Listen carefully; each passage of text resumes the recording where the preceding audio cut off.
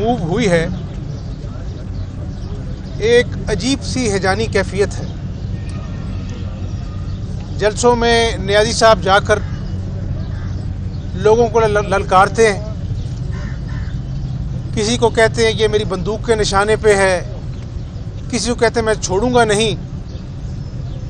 मुझे तो ये समझ नहीं आती कि क्या ये मुल्क के वज़ीर-ए-आज़म की गुफ्तगू है या कोई धमकियां देने वाला, लोगों को गालियां देने वाला गलीज़ किस्म की।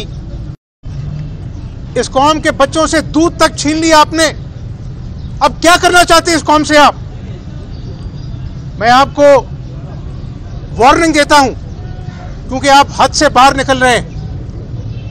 हद से बाहर निकलने वालों का रास्ता आप पाकिस्तानी अवाम को रोकना आता है, और आप कौमी असम्बली में अददी अक्सरियत खो चुके हैं। आपके खोखले नारे,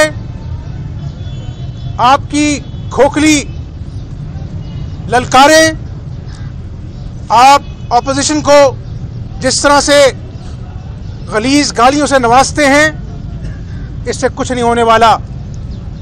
ये मगरमच्छ के आंसू बहाना बंद कर दो इमरान नियाज़ी, क्योंकि अब अवामी अदालत में पेश होने का वक्त तुम्हारा आ चुका है। तुम कितनी देर छुपोगे? सदर साहब इमरान नियाज़ी का यशमैन बन चुका है। स्पीकर कौमी असम्बली अपने आईनी रोल के बजाय इमरान नियाज़ी के इशारों पे नाच रहा है। क्या ये आइन और कानून का हल्फ उठाया था स्पीकर कौमी असम्बली ने कि वो आइन और कानून की पासदारी करने के बजाय इमरान नियाज़ी का यशमैन बने? स्पीकर साहब, आपने अब हमेशा इस कुर्सी पे नहीं बैठे रहना। ये कौम आपसे भी हिसाब किताब करेगी, और आपको भी खुदा का खौफ होना चाहिए। जो फॉरेन फंडिंग की दास्तान इलेक्शन कमीशन की स्क्रूटनी कमेटी में चल रही है, उसमें आपका नाम भी आ गया है। अगर थोड़ी सी भी आप में फिक्र हो, थोड़ी भी आप में मॉरल अथॉरिटी हो, जो कि नहीं है, तो आप अपनी कुर्सी से अलहदा हो जाएं और कहें कौम को कि मैंने भी इस गंगा में हाथ धोए हैं जिसमें इमरान नियाज़ी का दामन सर से लेकर पैर तक काला हो चुका है, सबूतों समेत ये पकड़ा जा चुका है। आप भी उसका हिस्सा हैं। आपको अपने ओहदे से अलहदा हो जाना चाहिए। चे जाए कि इस नाजुक मौका पर, जब कौमी असम्बली में तहरीके अदम एतमाद मूव हो चुकी है और इमरान नियाज़ी की खुदा के फजल करम से छुट्टी होने वाली है, तो स्पीकर साहब आपको भी होश के नाखून लेने चाहिए। ये 22 करोड़ की आवाम है, ये 22 करोड़ का मुल्क है, कौम है। आपने बनाना रिपब्लिक समझ लिया है, आपकी बारी नहीं आनी। आपने जो करतूत की है, जो फॉरेन फंडिंग में आपका नाम आ गया है, आपने भी अकाउंट छुपाए हैं, तो फिर आपका भी तो हिसाब किताब होना है। तो बेहतर होगा, मेरा मुखलिसाना मशवरा है कि आइन को फॉलो करें, बाय द बुक काम करें।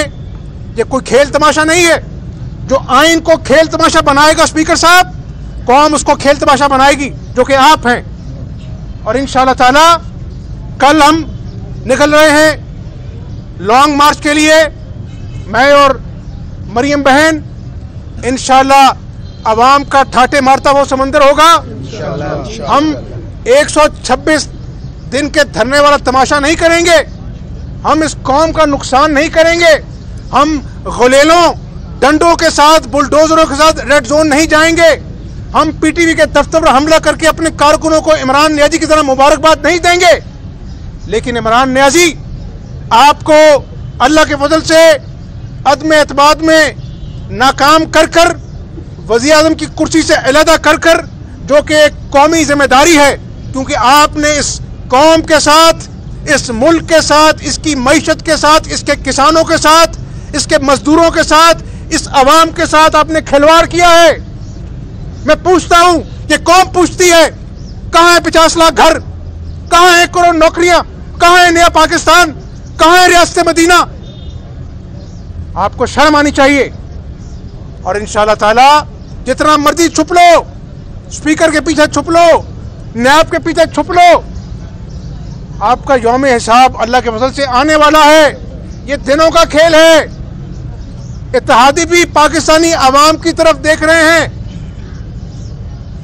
आप सियासी पकड़ में होंगे, लेकिन अपने ज़मीर को टटोलें। आप खुदा की पकड़ में हैं। जब खुदा की मखलूक के साथ जुल्म किया जाता है, जब उनसे झूठ बोला जाता है, जब अपना जो आपका मंशूर है उसको कौम के सामने रखकर कौम के साथ मजाक किया जाता है, तो फिर ऐसे ही हालात होते हैं। और ये कहता है कि मैं घर नहीं बैठूंगा।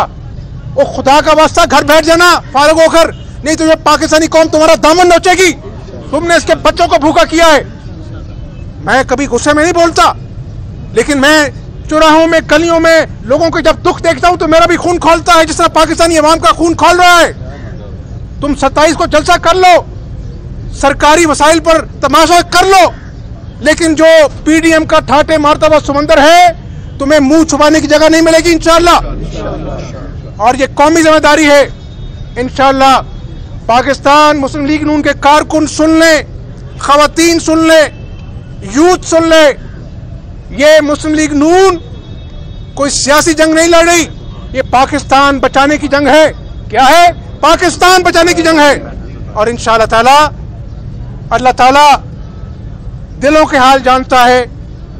मैं पाकिस्तानी कौम को ये कहना चाहता हूं कि इंशाअल्लाह मेरे रब को मंजूर हुआ तो जल्द इस अजाब जो पीटीआई का 4 साल से नाजिल हुआ है, इससे छुटकारा मिलेगा इंशाअल्लाह। हमजा साहब, लॉन्ग मार्च के हवाले से अगर बात करें तो ये गजाली बट खड़े और जो दीगर हलकों में हैं, जो बैनर्स लगाए गए थे वो उतारे गए हैं। अगर लॉन्ग मार्च में रुकावटें डाली गई तो क्या आप इसके लिए तैयार हैं? यार, आप बैनर्स उतारने की बात कर रहे हैं, हम इमरान न्याजी को उतारने की बात कर रहे हैं। आपके बैनर इसमें बड़ा फर्क है। बैनर्स उतार लो, रास्ते रोक लो, खुदा के फजल करम से तुम्हें वज़ीर आज़म की कुर्सी से अलहदा करने के लिए कोई अब नहीं रोकेगा इंशाअल्लाह। साहब, कुछ बातें अफवाहें 2-3 दिन से गर्दिश कर रही है कि शायद कोई बिहाइंड द कर्टन कुछ चीज़ें तय हो रही हैं। क्या ऐसी कोई चीज़ है या नहीं? मुख्तलिफ एंकर्स, मुख्तलिफ तजज़ियाकार भी अपने सोर्सेज की बिना पर ये बातें कर रहे हैं। बिहाइंड द कर्टन कुछ नहीं होने वाला। अब जो भी होगा अवामी अदालत में होगा, और अल्लाह ने चाहा तो इमरान न्याजी के जुल्म का खात्मा होगा। बस।